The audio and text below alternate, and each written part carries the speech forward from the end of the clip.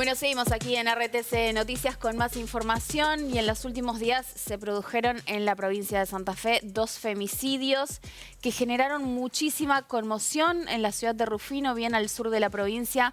Una chica de 17 años fue víctima y en la capital provincial, en la ciudad de Santa Fe, una investigadora del CONICET, Silvina Drago, que por supuesto generó una conmoción tremenda. El caso tiene detalles espeluznantes, pero se enmarcan justamente en una situación de violencia de género que venimos discutiendo mucho en este segmento con Vicky Rodríguez, que es nuestra periodista especializada en género. Bienvenida, Vicky. Hola, ¿Cómo Gaby. estás?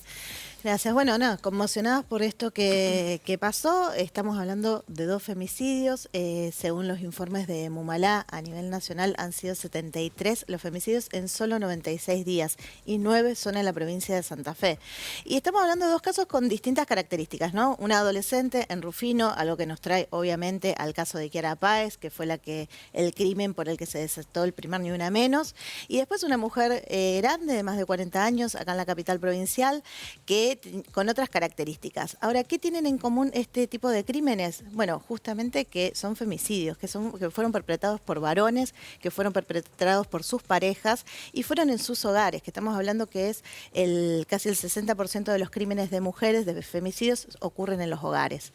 Para hablar de esto, estamos en comunicación con Daniel Tepaz. Daniel Tepaz es médico ginecólogo, es médico de salud pública, un hombre que ha trabajado mucho sobre masculinidades, ha sido coordinador de programa de masculinidades de Rosario. Hola Daniel, ¿cómo estás? Hola Daniel, ¿cómo estás? Buen día. ¿Qué tal? Buenos días, Vicky y Gaby. Un gusto saludarlas. Gracias por invitarme. Bueno, Gracias Daniel. Bueno Daniel, un poco esto, ¿no? ¿Qué tienen en común estos crímenes? Bueno, que fueron perpetrados por varones violentos. Para explicar un poco qué pasa con un varón antes de cometer un femicidio, ¿cómo se llega a esta instancia? Bueno, en general, cuando vemos un femicidio, que por supuesto hay que verlos, hay que mostrarlos todos los días, vemos la punta del iceberg. Vemos el resultado de una acumulación y de una base que está oculta en general y que es lo que vendría bien poder develarlo, ¿no? Y para poder evitar estas situaciones. Cuando aparece solamente la cuestión del femicidio que aparece en los medios y lo primero que aparece siempre es punible, no es punible, cuánto de cárcel, cuánto castigo, que sí, por supuesto, tiene que tener un castigo. Eh, digamos, no nos preguntamos por qué se produjo, qué pasó y qué hay debajo de todo eso. Y sobre todo porque si no hay otra reflexión más allá de lo punitivo, no invitamos al resto de los varones. ¿Por qué? Porque cuando la mayoría de los varones ve un femicidio o una violación en un medio de comunicación, lo primero que ocurre es la desidentificación. Bueno, yo no soy ese. Yo no voy a matar a una mujer, yo no voy a violar a una mujer. Y es entonces muy difícil poder preguntarse, ¿y entonces qué tengo que ver yo con esta cuestión? Y lo otro, digamos, que me parece interesante remarcar acá, es que cuando vemos estas situaciones de violencia hacia las mujeres y las situaciones de desigualdad sociales que existen en este momento, las tenemos que cruzar con otras variables como la clase, el nivel educativo, con una serie, el lugar donde se vive. Y si bien esto produce determinadas variantes, esta forma de ver, de posicionarse en la sociedad y de cómo pensarse como varón, trasciende las clases sociales y trasciende el nivel educativo y todo las otras variables que podamos pensar. Daniel, te quería consultar y un poco, a ver, en este contexto además también que estamos transitando en la provincia de Santa Fe, esta violencia extrema en las escuelas con el asesinato de Ian Cabrera en San Cristóbal, un poco en ese contexto y también muchas veces se plantea esto en los femicidios, de si es posible prevenirlo, frenarlo cuando se trata de un ataque tan planificado o tan directo en ambientes donde muchas veces es muy encerrada la información. Digo, ¿qué posibilidades hay concretas de frenar este tipo de hechos? Bueno, las posibilidades es que en algún momento nos podamos plantear de poder trabajar con los varones. Porque los varones estamos por fuera, en general, como sujetos generalizados de los pensamientos y de las políticas públicas. Y si bien es cierto que este entramado económico, la situación que se vive en la adolescencia, ¿qué es lo que hace que los jóvenes y la generación que le llaman Z o millennials sean más conservadores y reaccionarios que sus padres o sus abuelos? Digamos, todo este combo, digamos, que tiene que ver dónde están los varones, ¿no? ¿Cómo trabajamos con los varones? Y cómo estos varones, digamos que ante los movimientos que se produjeron de los feminismos, se encontraron desorientados, otros, la mayoría desorientados, otros ahí apoyando como podemos, y la mayoría con miedo y reaccionarios ante lo que pasaba. Claro. Esta reacción, este malestar y esta incertidumbre de los varones, que por otro lado no ven un futuro, ha sido captado y es lo que hoy se maneja en la manósfera o en la machósfera, como le dicen habitualmente, y donde surgen todo el tiempo otros grupos. ¿Vamos a dejar solamente ese discurso?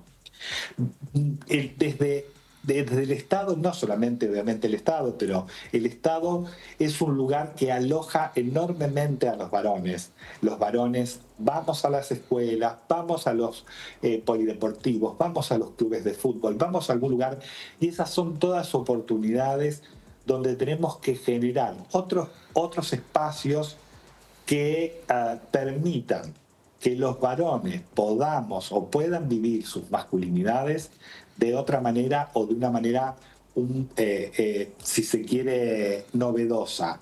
Poner a hablar a los varones de sus sentimientos.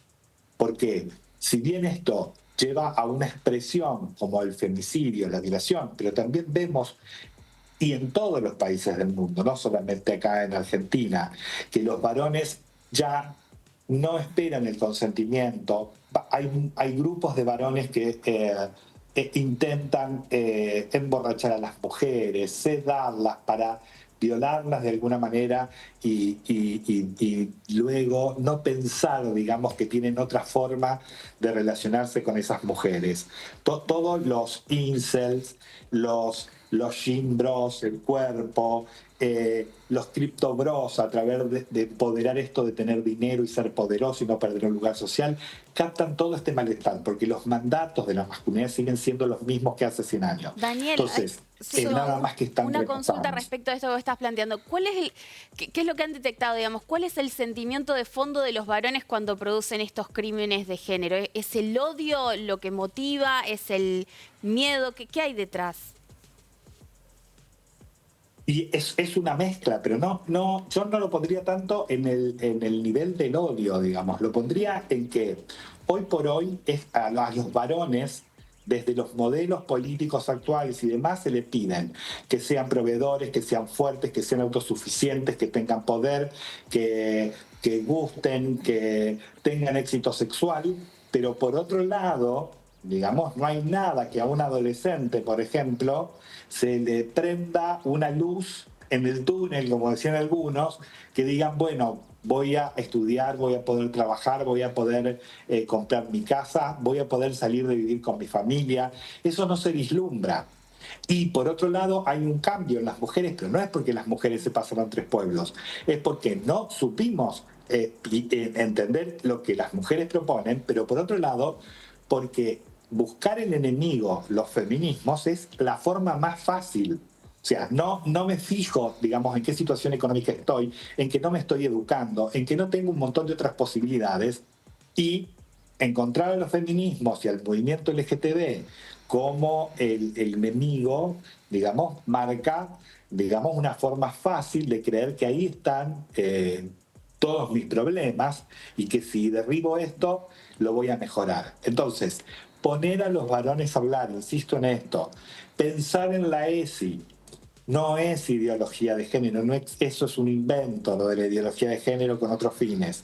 Es poder pensar, digamos, en que hay formas, no, obviamente que no todos los varones son iguales, sí, eso por supuesto, pero también, digamos, tengamos mucho cuidado con los discursos. Dicen, bueno, ya con los varones, el problema son los varones están perdidos.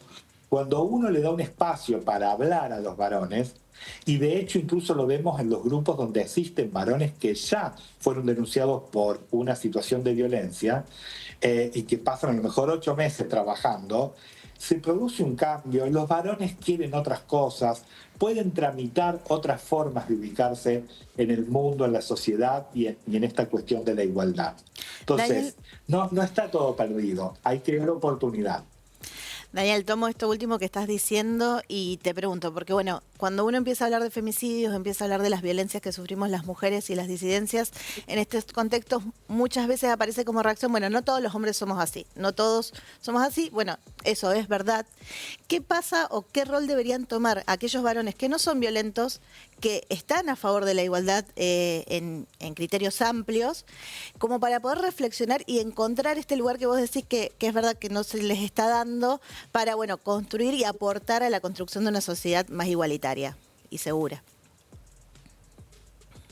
Eh, a ver si me ubico y entiendo bien, digamos. Que el lugar, digamos, los lugares ya están.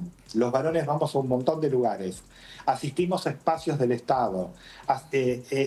Digamos, porque no va a, digamos, no va a surgir de los propios varones, porque lo que ocurre en las redes sociales, todo este malestar y demás ha sido captado por la manósfera, ¿no? A ver si estoy respondiendo la pregunta, porque me distrajo una No, serie de si digo, mensajes que me ¿qué pasa aparecen con si los se son varones en el teléfono. que no son violentos, que no participan de la manósfera, que no reproducen estos y que están repensando sus propias prácticas? ¿Cómo pueden acompañar a la construcción de una sociedad más igualitaria? De hecho, hay muchos grupos de varones desde principios del año 2000. Hay grupos de varones diseminados, se ha hecho un mapeo incluso a nivel país que se hizo cuando existía el Ministerio de las Mujeres, pero fue llevado adelante por organizaciones de la sociedad civil. Hay diseminados por todo el país espacios que trabajan con varones, que se reúnen con varones. En Santa Fe hay múltiples. Lo que pasa es que están apareciendo en las redes discursos y espacios, digamos, muy interesantes que acercan a los espacios de varones, pero sigo insistiendo en que todas estas iniciativas y no sé si es por los algoritmos, no entiendo por qué, todavía no pueden prender y que son mucho más fuertes las otras iniciativas y que en general se confunden, como hay una reacción tremenda hacia los feminismos y el colectivo LGTB, estos grupos que piensan en consonancia con los movimientos y con los feminismos también están siendo cuestionados, digamos. Entonces yo creo que si no, es una opinión personal esta, por supuesto, pero yo creo que si no vemos desde los clubes, desde la sociedad civil, la organización de la sociedad civil, y se me ocurren los clubes de fútbol, los clubes deportivos como un espacio, el Estado, no solo con los varones que cometieron violencia hacia las mujeres y que son mandados por los juzgados, que de eso hay un trabajo bastante interesante de parte del Estado, sino aprovechar todos los otros espacios donde los varones habitualmente van y que no hay que convocarlos, ¿sí? Producir un cambio, trabajar, qué sé yo, nosotros acá en Rosario trabajamos con los profes de educación física de los polideportivos, donde a veces es no decir patea bien la pelota maricón a un chico en un partido de fútbol. Pequeños cambios que se vayan produciendo, poner a esos pibes en una ronda en un tercer tiempo a hablar. Y en general no es pensar en las masculinidades, en los feminismos, es preguntarle al pibe qué te pasa. Claro. Y Daniel. a partir de ahí y de expresar sentimientos, poder cambiar la cosa. Bueno, clarísimo. Como siempre, nosotros te agradecemos muchísimo el tiempo con RTS. Ha sido una voz de la casa muy importante también cuando se discutió en la Argentina la legalización del aborto también, así que como siempre te agradecemos mucho el análisis. No, gracias a ustedes por la oportunidad. Ahí está. Muy bien. Bueno, hasta ahí Vicky, escuchábamos sí. a Daniel Tepaz, es un médico especializado en temas de masculinidades, y retomar un poco esto, en contextos de crisis económica, social, la violencia hacia los varones, desde los varones se recrudece porque los varones también son violentados por este sistema, porque no pueden cumplir con este rol proveedor que se espera de ellos en el patriarcado.